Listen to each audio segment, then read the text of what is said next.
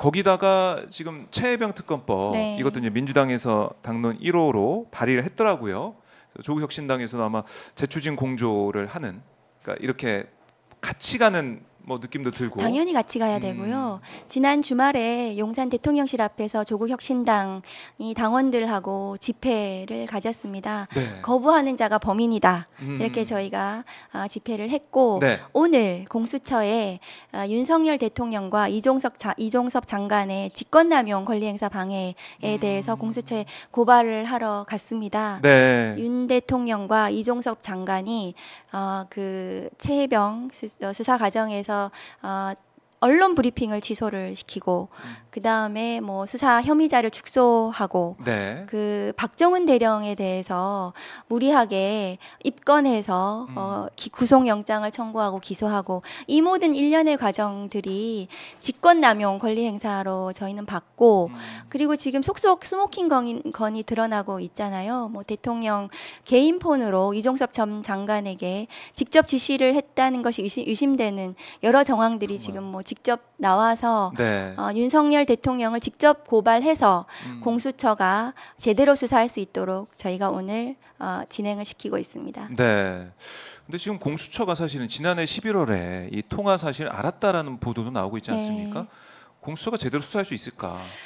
이 사건 수사는 직접 살아있는 권력, 뭐 윤석열식 네. 검찰 개혁이라고 했던 살아있는 권력에 대한 수사이기 때문에 공수처에서 서너 명의 검사 수사관만으로는 너무 부족하죠. 그리고 공수처가 이 사건을 제대로 다 수사를 했다 하더라도 기소 권한이 없어요. 공수처는 판사와 검사, 고위 경찰에 대한 기소 권한만 가지고 있기 때문에 네. 이것을 서울중앙지검으로 사건을 넘겨야 돼요. 수사를 다 마치고. 그런데 지금 친윤 검사라고 불리는 이창수 서울중앙지검장이 대통령을 제대로 수사를 할 수가 있겠습니까? 아하. 이종섭 전 장관을 기소할 수 있겠습니까? 네. 그래서 공수처 수사에는 한계가 있는 거죠. 그래서 특검이 유일한 해답인 이유입니다. 특검이 유일한 해답이다. 하지만 일단은 이제 공수처에 이 사안 지금 드러나고 있는 의혹에 대해서는 수사해 달라라고 요청을 오늘 하는 우선은 상황이고. 윤석열 대통령실 그리고 대통령에 네. 대해서 수사가 진행되어야 되고 지금 뭐 개인 폰이 드러났잖아요. 네네. 그 통화 내역. 그러면 그 개인 폰을 압수수색해야 됩니다.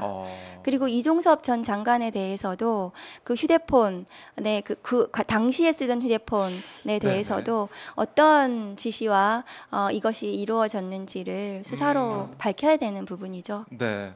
근데 대통령실에서는 이제 경로설도 사실 지난해에는 네. 이게 망상이다라는 얘기가 나왔었는데 처음에 그랬었죠. 처음에 그랬는데 이제는 아니 뭐 야단쳤다.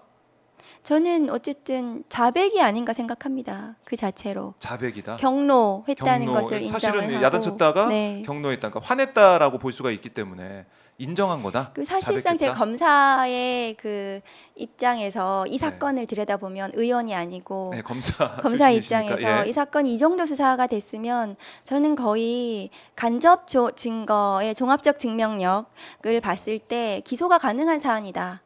윤석열 그래요? 대통령과 이종섭 장관의 직권남용 부분에 대해서 예. 이 정도면은 증거가 박정훈 대령의 직접 진술이 있기 때문에 이것을 보완하는 뒷받침하는 여러 가지 정황 증거들이 거의 나왔기 때문에 네. 이 부분은 윤석열 대통령에 대해서 기소를 할 수 없지만 수사는 가능하거든요. 네. 그래서 직접 수사를 해야 된다고 저는 생각합니다.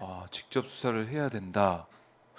통화도 아니 이 야당은 쳐놨기 때문에 통화 그 이권 가지고 지시한 내용 그런 통화가 아니다.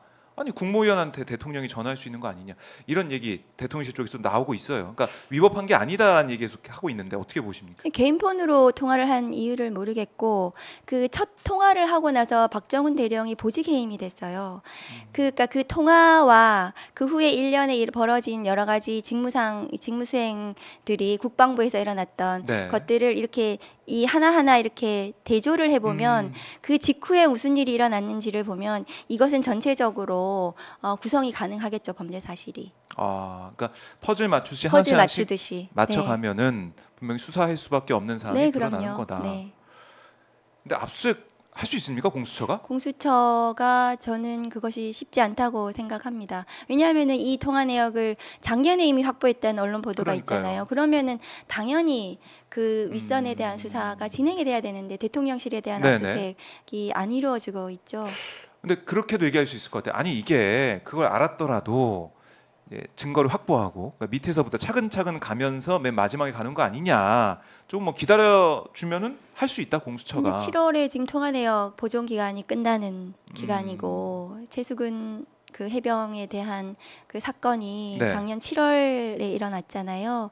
그리고 김계환 사령관 소환해서 조사하는데 한 달이 걸렸어요. 그러면 지금 이시원 비서관을 지금 소환조차 못하고 있는 모양인데 네. 그럼 언제 하세월에 수사를 한다는 말이고 네. 그리고 수사를 다 끝낸다고 하더라도 중앙지검에 사건을 또 넘기면 중앙지검에서 이 사건을 뭐 한없이 뭉개고 있을 수도 있는 거잖아요. 그 대통령 배우자 김건희 씨 주가 네. 조작 사건도 지금 몇 년째 그냥 진행이 안 되고 있는 것으로 되는 상황을 보면 이 사건은 뭐 기약이 없는 기약이 거죠. 없다 이렇게 네. 두고 본다면 네. 뭐 몇 년은 끌어도 이상하지 않다 이렇게 보신 거군요. 이제 검찰이 자의적 수사권, 선택적 수사, 선택적 기소권을 가지고 어떤 사건은 뭐 정강석화와 같이 수사하고 어떤 사건은 뭐 지지부진하면서 하는 신용만 하고 네. 이래서는 뭐 법치와 공정, 윤석열식 법치와 공정이 뭐 조롱받는 상황이 된 거죠. 아, 근데 만약에 윤 대통령이 그 전화기를 뭐 수사한다 그럴 때 내지 않는다. 그 수사 전화기가 뭐 분실됐다 아니면 암호가 걸려 있다. 이렇게 되면 어떻게 됩니까? 아, 그 대통령직의 공직을 수행하는 분이라면 당연히 수사에 협조를 하셔야 되겠죠. 뭐 그동안에 뭐 본인이 직접 수사를 많이 하셨고 수많은 피의자들 휴대폰을 받아서 또 그 포렌식을 하고 이래서 수사를 진행을 하셨던 분이잖아요. 그러면 공직자로서 당연히 수사에 협조하고 본인이 뭐 그 혐의가 없으면 네. 당당하게 받으면 된다고 생각합니다. 당당하게 받아야 된다. 그러니까 이게 참 이종섭 전 장관은 사실 당시에 쓰던 지난해 쓰던 전화기가 아니라 새로운 전화기를 네. 공수처에 냈다라는 거 보면 전화기가 중요한 증거인 것 같다는 생각이 드는데 제대로 확보가 될 수 있을지. 이종섭 전 장관 전화기는 이제 확보가 안 되는 건가요? 이렇게 되면? 뭐 그런 부분도 그 아까도 말씀드렸다시피 당시에 사용하던 전화기나 이런 부분들에 네. 대해서도 수사를 해야 된다고 저는 생각합니다. 왜냐하면 지금 그 직접 통화한 내용이 나왔잖아요. 그러니까요. 네. 전화기가 지금 어디 있는지 이것도 좀 파헤쳐봐야 될 것 같고 이 결국에는 검사들의 수사, 검찰의 수사, 공수처의 수사 이걸 믿지 못하기 때문에 특검을 통해서 국민들이 궁금해하는 사안들은 독립적이고 어쨌든 공정한 특검이 임명이 되어서 네. 수사를 해야 되는 거죠. 이 최혜병 특검법에 대해서는 국민들이 한 70%, 80% 국민들이 지지하고 있습니다. 그렇죠.